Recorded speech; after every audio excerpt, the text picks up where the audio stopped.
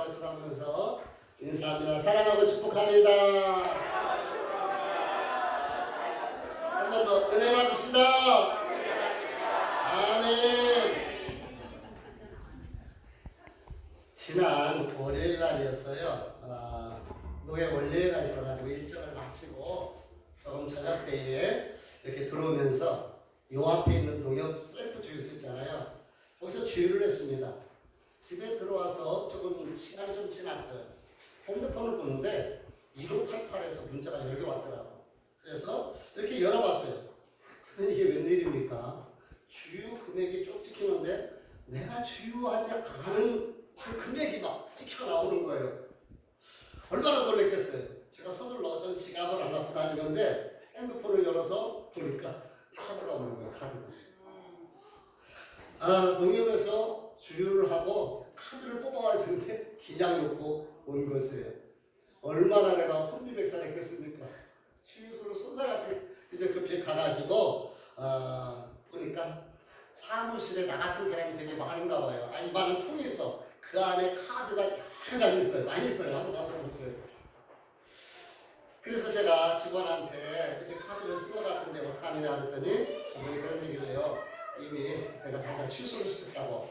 그래서 정신을 차리고 가만히 잘 보니까 3건 있었는데 2건은 취소가 되고 1건은 이미 결제가 완료됐더라고요. 그래서 직원한테 이거 어떻게 하면 좋습니까? 라고 물었더니 홍문리 파출소 전화번호를 가르쳐주면서 여기다가 신고를 해야지 경찰이 와서 그 차량 조회를 하고 파악할 수가 있다는 거예요. 그래서 제가 홍문리 파출소에다 이제 신고를 하고 기다리니까 경찰이 왔어요.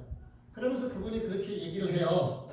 보통 차 번호를 통해서 신원 파악이 되는데 경우에 따라서는 차 번호 가지고도 이렇게 신원을 파악할 수가 없을 때가 있다. 그럴 때는 정식으로 수사 의뢰를 해야 된다고 그렇게 이야기를 하더라고요.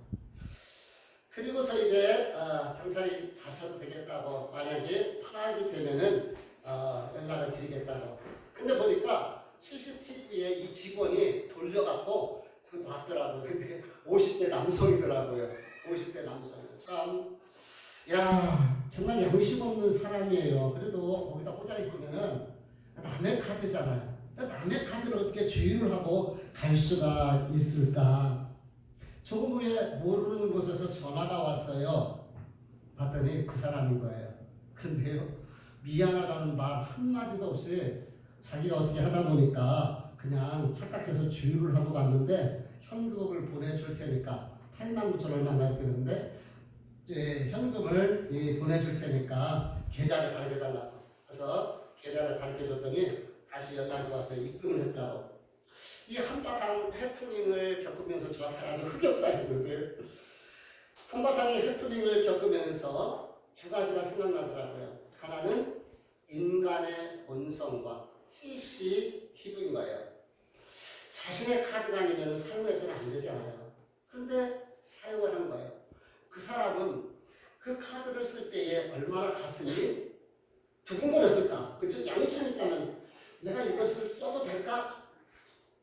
그러다 또 한편으로는 보는 사람이 없는데 그 순간에 두근두근거리면서 양심이 있었다면 두근거렸을 것이고 사방에 보니까 보는 사람이 없으니까 그냥 카드로 남의 카드로 결제를 하고 그냥 돌아가 버린 것이죠. 이것이 바로 인간의 본 모습이에요. 즉 죄성. 인간은 기본적으로 죄를 가지고 있다는 거예요. 태어나서부터. 그래서 아이가 태어나면 위의 녀석이 한 번도 누군가가 미움, 시기, 질투를 가르쳐 준 적이 없는데 동생이 미운 거예요. 그래서 엄마가 없을 때는 발로 슬쩍 밟기도 하고 꼬집어 보기도 하고 이게 인간의 본성인 것입니다. 그렇습니다. 인간은 태어나서부터 죄의 본성을 가지고 있고 죄의 결과는 사망이요 심판이요 반드시 죄의 대가를 받을 수밖에 없다고 성경은 가르쳐주고 있습니다. 우리를 구원하실 분은 오직 예수 그리스도밖에 없는 줄 믿습니다. 우리가 죄인이지만 예수 그리스도의 은혜를 통하여 우리가 하나님의 자녀가 되고 구원에 이룰 수가 있게 된 거예요. 그래서 우리에게는 오직 예수 그리스도가 되시는 줄 압니다. 여러분이 만약 그 순간 됐다면 어떻게 했을까요? 이거 카드를 긁어 말어 이런 마음이 들었을까요? 안 들었을까요? 다도 그런 생각이 들었을 것 같아. 근데 우리는 그래도 그런 거 이러면 안 되지 하고 아마 이 카드를 뽑아서 줬을 것 같은데요. 그런 생각이 들어요. 그 사람은 착각한 거예요. 아무도 보는 사람이 없다는 거. 그래서 다시 한번 CCTV를 생각해 보게 되는 것입니다.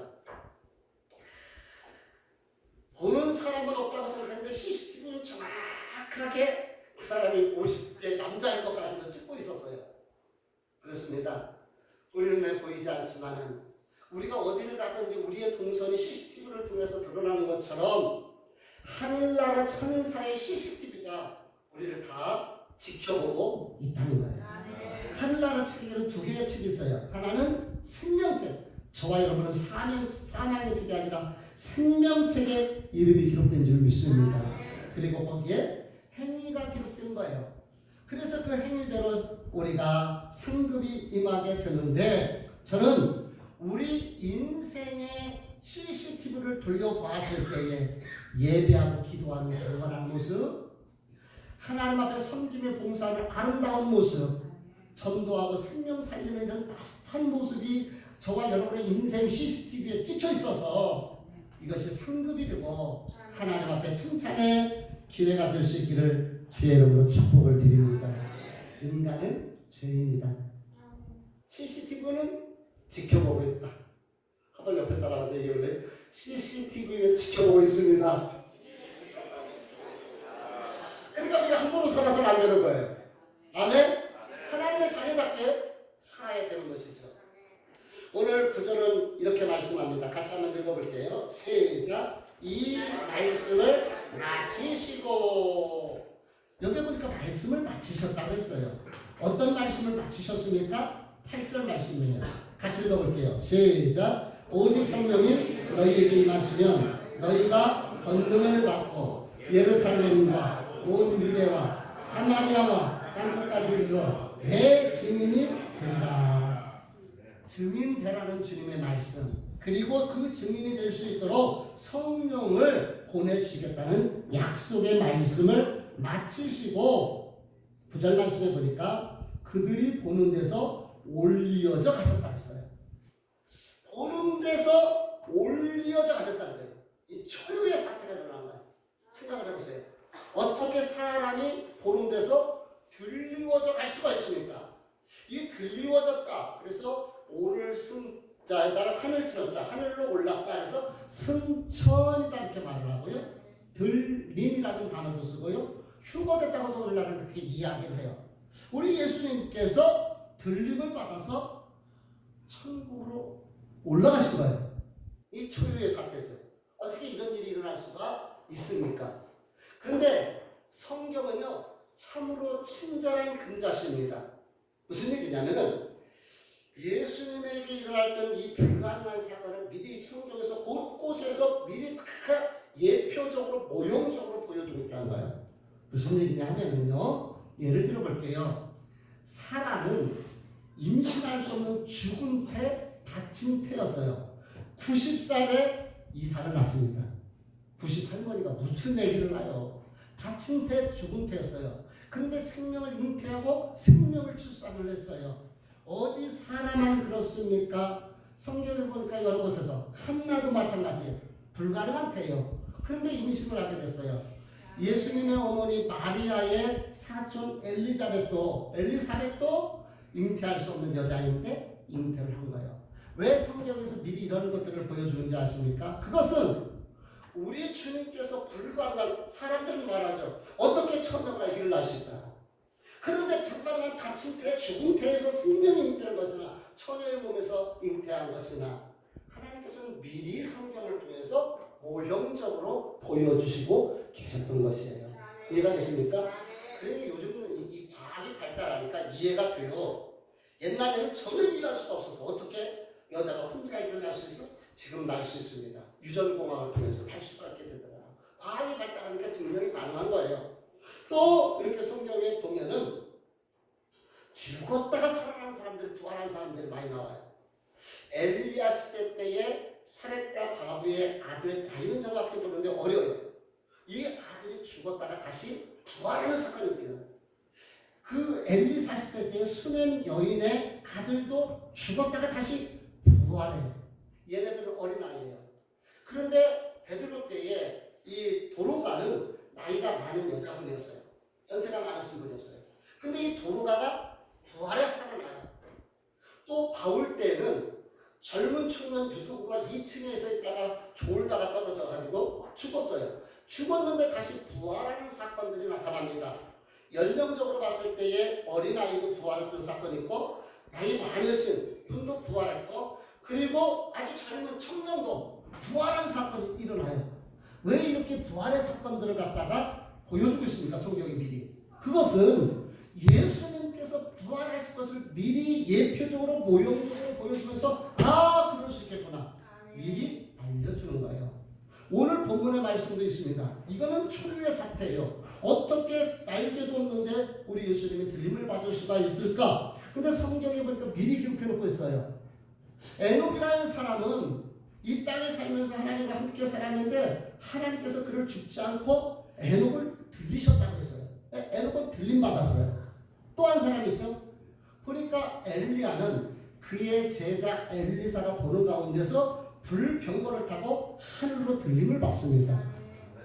성경에 이런 사건들을 미리 이렇게 보는 것은 그게 그 시대의 스토리이긴 하지만은 그것을 통해서 우리 주님께서 부활하셔서 승천하실 것을 미리 예표로 보여주고 있는 것이에요. 그래서 우리가 알게 되어지는 것이지요. 우리 10절 말씀을 읽어볼게요. 같이 읽어봅니다. 시작.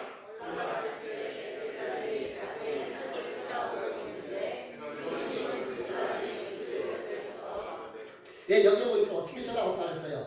대충 쳐다봤다 그랬어요? 자세히 쳐다봤다 그랬어요. 자세히.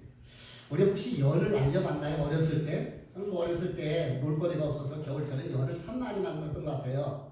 연을 만들어서 이렇게 날리다 보면 연에서 실이 쭉 이렇게 풀어지면 연이 올라가잖아요. 그러면 아이들이 그 연을 막 뚫어지게 쳐다봐요.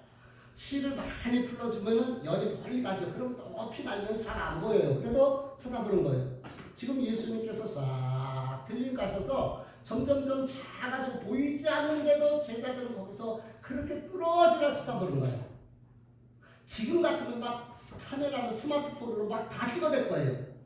근데 그때는 찍을 수가 없어요. 그러니까 막 눈으로 찍어놓는 거예요. 이제 예수님 가시는구나. 이제 예수님 끝나셨구나. 진짜 이제 예수님 다시 볼 수가 없구나. 그랬는데 그때에 우리 읽어볼게요. 두 사람이라 그랬어요. 여기 보니까 10절에 흰 옷 입은 두 사람이 그들 곁에 서서 말합니다. 흰 옷 입은 사람이 누굴까요? 우리 누가 요한복음에 한번 볼게요. 같이 읽어봅니다. 시작. 흰 옷 입은 두 천사가 예수의 시체 위었던 곳에 하나는 머리 편에 하나는 발편에 앉았더라. 이 흰 옷 입은 두 사람은요, 예수님이 무덤에 들어가셨을 때에 머리와 발에서 지켰던 그 천사들인 거예요. 그 천사들이 뭐라고 말합니까? 그것이 11절 말씀이죠. 같이 읽어봅니다. 시작. 이르되 갈릴리 사람들아 어찌하여 서서 하늘을 쳐다보느냐. 너희 가운데서 하늘로 올려주신 이 예수는 하늘로 가시는 곧 그대로 오시리라 하였느니라. 아멘. 요 갈릴리 사람들아, 여기는 우리가 들어갈 수 있어요. 이 전국민 사람들아, 열린 축복교회 성도들아, 이 말씀인 거거든요. 여기 보니까 뭐라고 해요? 서서 하늘을 쳐다보느냐.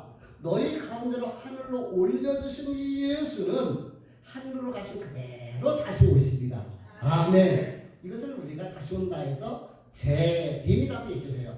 우리 주님이 재림하실 것을 약속하는 거예요. 근데 이게 천사가 약속하는 게 아니에요. 하나님의 약속인 거예요. 천사를 통해서 약속을 하게 되는 것이죠. 사랑하는 성도 여러분, 이게 얼마나 놀라운 은혜고 얼마나 큰 축복이고 우리에게 큰 소망인지 알 수가 없어요. 왜 그런지 아십니까?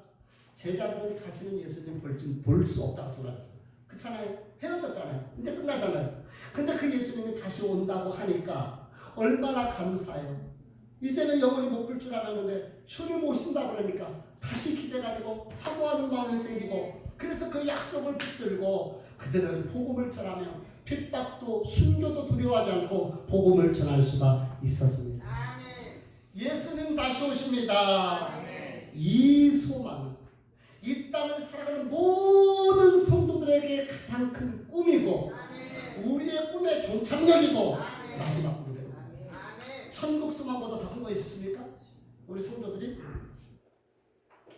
자, 그러면은 오늘 사실 상당히 중요한 말씀이고 궁금한 부분들이 많아요. 우리 성도들이 한번 생각을 해볼게요. 자, 예수님의 재림에 대해서 한번 네 가지를 한번 같이 나눠보겠습니다. 첫 번째, 그럼 예수님은 언제 재림하실까?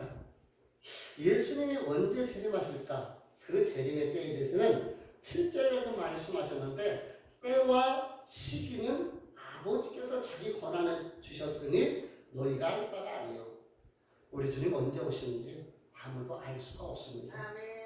우리 살아생전에 오실지 우리가 죽은 이후에 오실지 그거는 알 수가 없어요. 그런데 종말의 때는 마태복음 24장에 보니까 여러분 마태복음 24장 또 데살로니가 전후서를 한번 읽어보세요. 그리고 부활장 고린도전서 15장은 마지막 때의 모습들을 우리가 알 수가 있어요. 그것을 통해서 여기에 보니까 주님이 오실 때 재난이 일어나고 핍박이 일어나고 우리나라에서는 핍박이 별로 없는데요. 저 북한, 중국, 아프가니스탄 한 해에 예수 믿는다는 이유로 10만 명씩 죽고 있습니다. 그러니까 우리 너무 감사해요. 우리는 큰 핍박이 없잖아요. 맘 놓고 신앙의 자유가 있잖아요. 근데 이럴 때가 있다는 거예요. 더 놀라운 것은 1900년대보다 2000년대 들어와서 순교자가 훨씬 더 많아졌다는 거예요.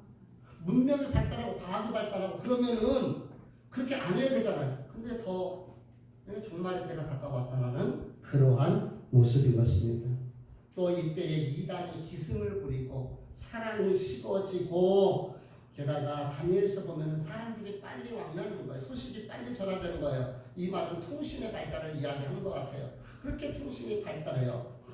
그런데 우리가 알 수가 없어요, 정확하게. 근데 이런 시대적 상황을 보게 되는 거죠. 그런데 노아의 시대와 같을 것이라고 이야기합니다. 같이 읽어볼게요. 시작.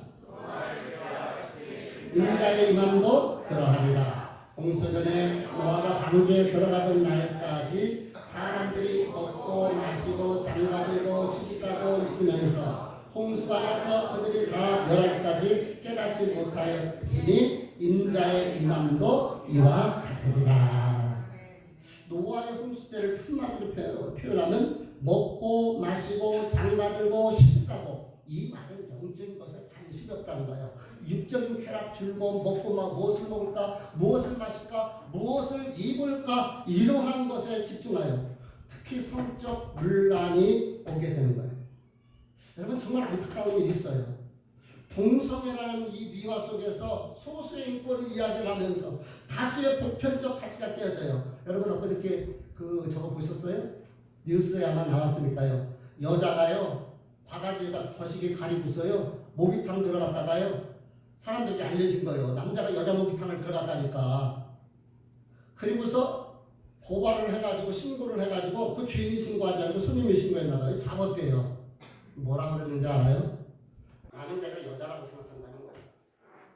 이게 현실적으로 이루어지는 거예요. 그게 이제 재판에 어떤 결과가 나올지 몰라요. 나의 정체성은 나는 젠더다라는 말이야. 난 여성이다. 그래서 내가 목욕탕 갔다. 그러면 합법적으로 인권을 합법적으로 그거 어떻게 하려는지 지금 이게 법적으로 이게 문제가 되는 거예요. 보셨잖아요. 군대 가고 성을 전환해서 나 여자야. 그리고 나 군대에서 계속 내가 근무하게 해달라. 물론 그 사람의 개인적인 인격 그것은 존중을 해줘야 되는데 이게 보편적 가치에서 받아들일 수가 없는 거예요. 이런 이 성적 인과 이 소돔과 고모라도 성 때문에 나는 거예요. 근데 마지막에 갈수록 이런 일들이 일어나게 된다는 거예요. 오늘 솔직히 우리가 하나님 믿으면서 신앙생활이지 우리 인간의 속 내면을 보세요. 얼마나 더럽고 지저분하고 얼마나 더러운지. 이것이 오늘 우리들의 삶의 모습인 거예요. 예수님의 재림이 임박했는데도 사람들은 영적인 것에 관심이 없고 세상의 즐거움과 쾌락에 빠져서 그렇게 살아간다는 거예요. 주님 오실 때도. 그러나 우리는 지혜로운 다사처럼 늘 기름을 준비했던 다사처럼 깨어있기 때문에 주님이 언제 오시든지 상관없습니다. 네, 우리는 전부 다 알 수 있어요. 상관이 없는 것이죠. 두 번째, 어떤 모습으로 재림하실까? 11절에 보니까 너희가 본대로 오신다.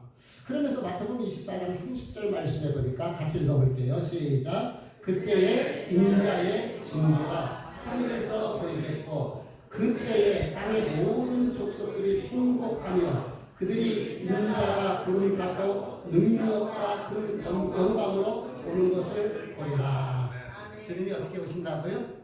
구름 타고 오신다 했어요. 어떤 모습으로 오셔요? 구름 타고. 그리고 구름 타고 오실 때에 성도는 그 주님을 영접하고 그리고 주님 앞에 나가게 되지만 들림받게 되지만 그렇지 못한 사람들은요 통곡하며 두려움에 떨게 될 것입니다. 예수님이 재림하실 때 모든 사람을 다 보게 된다는 거예요. 어떤 분은 이렇게 얘기할 수 있습니다. 목사님, 그 말도 안 돼요. 왜요? 만약에 예수님이 여중에 딱 이렇게 오시면은 우리는 볼 수 있을 것 같아. 그렇죠? 근데 예수님이 저 미국에 오시고 저 이스라엘 예루살렘에 오셨다. 그거 어떻게 아느냐고요? 네, 너무 걱정하지 마세요. 예수님이 이렇게 오실 것인데 구름 타고 오실 것인데요. 마태복음 24장 27절에 이런 얘기가 있어요. 같이 읽어볼게요. 시작. 석변까지 번쩍임같이 인자의 임함도 그러하리라.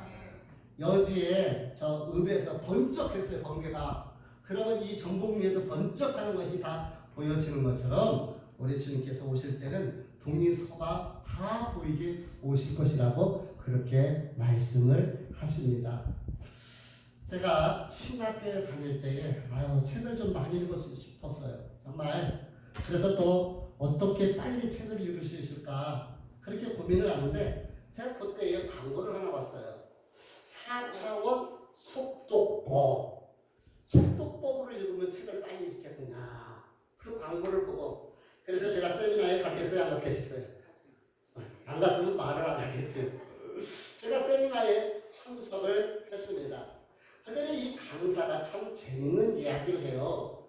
자기가 이 4차원 속독법을 개발하게 된 동기가 바로 이 마태복음 24장 27절 말씀이라는 거예요. 어떻게 이 말씀 가지고 속독법을 개발을 했냐면은 번쩍할 때의 동서와 동편에서 번쩍할 때 속도까지 이렇게 다 보이는 것처럼 책도 저렇게 번쩍하면 한 번에 볼 수 없을까? 이것을 연구한 거예요. 그래서 이분이 그것을 연구하면서 개발을 한 거예요. 그러다가 어느 정도의 경지에 오르니까 도둑하니까 책을 만들고 세미나 교재를 만들고 이것을 개발해서 강의를 했던 것을 보게 됩니다. 그래서 이렇게 했었는데 보통 우리가 책을 읽을 때 이렇게 한 줄씩 이렇게 읽잖아요. 근데 속독하는 사람들은 서너 줄을 한꺼번에 봅니다. 이런 식으로 봐요. 이렇게 눈에 안구 운동을 해요. 그래서 점점점점 해서 큰 동그라미 점서도 점점 이렇게 하면서 눈이 한 번에 이렇게 볼 수 있도록 이 훈련을 계속 해요. 그러니까 저도 훈련을 하니까 상당히 책을 빨리 읽더라고요. 그럼 목사님 지금도 이렇게 책을 빨리 읽어요? 지금 똑같아요. 여러분들하고 이렇게 읽어요. 왜냐하면은 이게 장단점이 있더라고요. 소설 같은 줄거리를 이해하는 것은 한 번에 그냥 쭉쭉쭉 읽으니까 되는데 신학서적 막 생각하는 거 이런 것들은 생각할 시간이 없는 거야. 너무 빨리 이렇게 눈으로 움직이면서 봐야 되니까. 그래서 그런 것들은 오히려 또 마이너스가 있더라고요. 그런데 어쨌든 성경 구절을 통하여서 이런 속독법을 개발했다는 것은 정말 대단한 것 같아요. 그래서 정말 많은 기업인들이 성경을 읽다가 책을 하나님 말씀을 읽다가 아이디어를 얻어서 새로운 것들을 개발해내기도 하고 그렇게 아이디어로 경영을 접목시키는 것도 많아요. 그래서 하나님의 말씀은 지혜의 말씀인 줄 믿습니다. 그 지혜의 말씀이 우리를 깨닫게 하는 거예요. 그 지혜의 말씀으로 세상을 살아갈 수 있기를 바랍니다. 예수님의 재림은 전 세계에 충격적인 놀라운 사건이 될 거예요. 놀라운 사건이 됩니다. 우리 계시록 1장 7절 말씀 읽어볼게요. 시작. 볼지어다 다 혼인하고 오시리라. 각 사람의 눈이 그를 보겠고 그를 찔린 자도 볼 것이요 땅에 있는 모든 족속이 그로 말미암아 하리니 그러하리라. 아멘. 여기 보니까 각 사람의 눈으로 구름 타고 오시는 주님을 보게 될 것이라고 이렇게 이야기합니다. 마태복음 24장에서도 주님이 구름 타고 오신다고 했어요. 근데 요한계시록에서도 주님이 구름 타고 오시겠다고 말씀하셔요. 성경에서 구름 하면은 이게 하나님의 임재의 어떤 상징이거든요. 그러니까 우리가 구름 타고 온다니까 손오공을 생각하는 사람이 있어요. 손오공이 타고 다니는 구름 이름이 뭔지 알아요? 근도운이라는 구름을 타고 휘윙 날아다니는데 이런 구름이 아니에요. 그런데 아까 우리 살펴보았던 것처럼 어떤 모습이지 못하면 초월적인 예수님이 이 땅에 오실 때 구름과 함께하는 아마 정말 신비롭고 놀라운 모습으로 오게 될 것입니다. 그래서 이렇게 그런 구름 타고 오신다라는 이런 표현을 하고 있어요. 그런데 여기에 보니까 찌른 자도 볼 것이요. 찌른 자도 아니 예수님을 찔렀던 로마 군인들은 벌써 죽어가고 아주 뼈가 다 없어졌을 텐데요 라고 이야기할 수 있어요. 근데 여기서 찌른다라는 것은 예수님을 대적하고 핍박했던 모든 사람을 다 포함하는 거예요. 그러니까 예수님을 대적하고 예수님을 핍박하며 그 정말 했었던 모든 자들이 보게 될 것인데 그들은요 애곡할 수밖에 없죠. 두려움에 떨 수밖에 없습니다. 예수님 믿지 않던 자들은 예수님이 그렇게 구름 타고 이 땅에 오실 때에 얼마나 두려웠을까. 만약에 그 모습을 보게 된다면 저와 여러분에게는 할렐루야. 그런데 하나님을 믿지 않는 자들은 몰렐루야. 우리는 할렐루야, 믿지 않는 자들은 몰렐루야. 할렐루야. 우리는 아멘. 나는 꼭 그러고 싶어. 진짜 전도했는데 뒤에서 안 믿고 그랬던 사람들 좋아. 내가 그때 얘기했지. 그때 예수 믿더라니까. 근데 예수께는 시간이 이미 늦은 거야. 소용이 없습니다. 그래서 그리스도의 사랑으로 전도하시기를 바랍니다. 세 번째 질문. 그럼 성도들은 어떻게 되나? 어떻게 되겠어요? 우리는 아까 예수님이 올 때 모든 사람이 본다고 했는데 옛날 사람들은 죽었다 깨어나도 이해가 안 날 거야. 근데 과학이 발달하고 통신이 발달하니까 알 수가 있어요. 예수님이 어떻게 오실까요?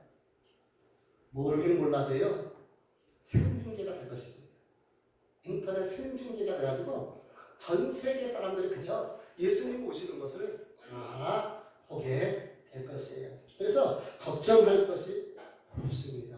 이제 과학이 발달하면은요 그런 소리를 하잖아요. 사람이 말한 것을 이 공간 어딘가 떠돌아갈 텐데 그것을 잡아낸다는 거예요.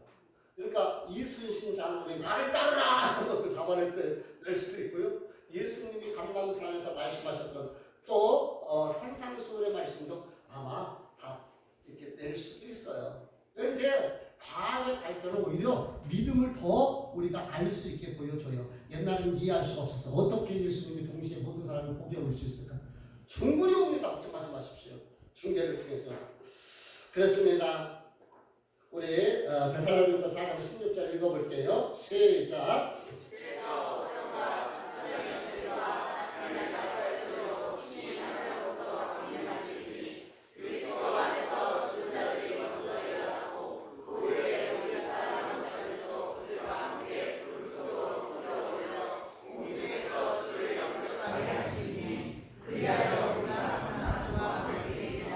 아멘. 자 보세요. 우리 주님이 재림하실 때에 먼저 잠자던 먼저 죽었던 믿음의 형제들이 부활하게 돼서 주님 앞에 나가게 될 것이고 살아있는 사람도 주님 앞에 들림받게 될 것입니다.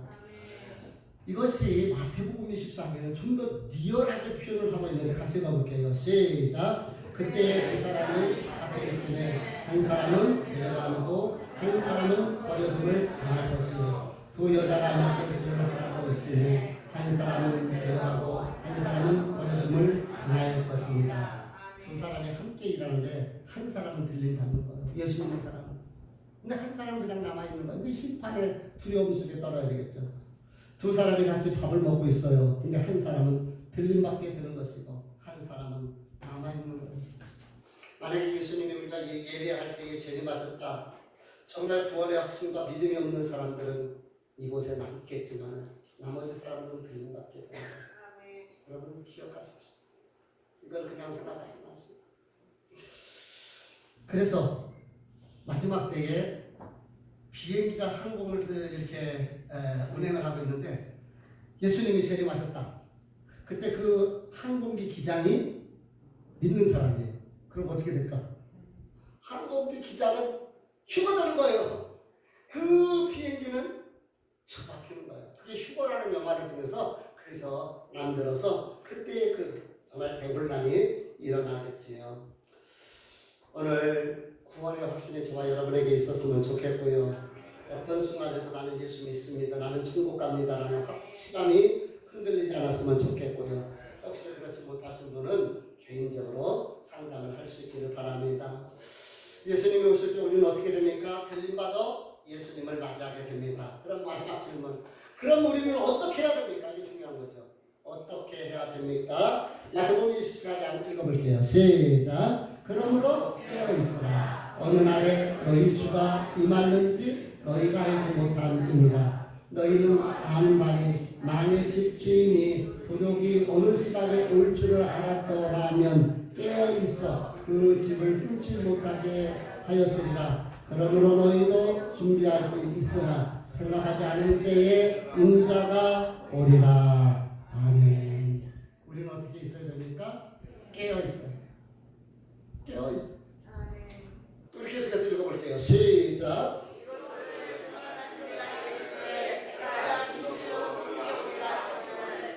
아멘. 주 예수여 오시옵소서. 주여 오시옵소서. 우리가 이것을 마라나타라고 얘기합니다. 그러니까 우리가 종말의 때에 마지막 때에 우리는 깨어서 주님 다시 오시는 것을 소망하며 준비된 삶을 살아야 되는 것이지요. 그러면서 우리가 한 가지 더 생각해 볼 것이 데살로니가전서 2장입니다. 같이 읽어볼게요. 시작. 우리의 소망이나 기쁨이나 자랑의 멸류관이 무엇이냐? 그가 강림하실 때에 우리 주 예수 앞에 너희가 아니냐? 너희는 우리의 영광이요 기쁨이니라. 아멘. 무슨 말씀입니까? 사도 바울은 주님이 다시 오실 때에 자기가 전도에 세웠던 데살로니가 성도들이 기쁨이고 자랑의 멸류관이 되고 영광의 멸류관이 된다는 거예요. 그러니까 하늘의 상급 중에 가장 큰 상급이 뭐예요? 영원 살린 생명의 상급인 줄 믿습니다. 그래서 우리가 영혼을 살리고 전도하는 일에 우리가 심혈을 기울여야 되죠. 다시 정리합니다. 우리는 이 종말의 때 어떻게 살아야 됩니까? 주님 다시 오신다는 마라나타의 신앙으로 언제 오실지 알지 못하는 주님을 깨워서 늘 하루의 신앙생활 하면은 그리고 천국 상급을 가지고 상급을 소망하면서 살아가면은 주님이 언제 오시든지 저와 여러분은 다 들림받게 될 줄 믿습니다. 저는 말씀드립니다. 어느 아버지가 외국으로 출장을 가게 됐다는 거예요. 5살 먹은 아들이 아빠 언제 오세요? 근데 그 5살 먹은 아들에게 한 10개월 달은 넘어서 될 것 같은데 어떻게 설명하기가 이해를 못할 것 같더라는 거예요. 그래서 아들아 하고 아버지가 아들의 손을 붙잡고 나가서 바깥에 서 있는 나무를 보면서 저 나무 잎을 봐라. 지금 저렇게 이파리가 파랗지? 근데 이제 시간이 지나가면 저 나무가 울긋불긋 이파리가 그렇게 될 것이고 그리고 어느 날 바람이 불면서 나뭇가지가 다 나뭇잎이 떨어질 거야. 그때쯤 아빠가 올 거야. 그리고 아빠는 외국으로 출장을 나갔었어요. 이 어린 5살짜리 아들은 유모의 손을 붙잡고 산책을 할 때마다 나무를 보면서 아빠 오실 때를 기다립니다. 그러다 보니까 어떤 때 보니까 진짜 나무 이파리가 빨갛게 물이 드는 거예요. 그리고 어느 날 보니까 그것이 바람에 떨어졌어요. 이것을 본 어린 소녀는 소리쳤다는 겁니다. 야, 신난다. 이제 곧 아빠가 오시겠구나. 그리고 진짜로 아빠가 많은 선물을 가지고 다시 돌아왔다고 합니다. 우리 주님께서도 제자들과 저와 여러분에게 다시 오실 것을 약속하며 멀리 하나님 나라로 들림마다 승천하셨습니다. 그리고 그분은 다시 이 아버지가 오는 것처럼 오게 될 것입니다. 그러나 그때와 시에 대해서는 아무도 알 수가 없지만은 그러나 준비되고 기다린 자 이 아이가 이 낙엽을 나뭇잎을 보면서 아빠 오실 때를 기다렸던 것처럼 믿음의 사람들은 시대의 징조를 통하여서 알게 될 것이고 주님을 영접하게 될 것입니다.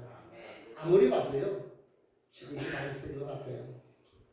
안 믿는 사람도 말세다 그렇게 말을 합니다.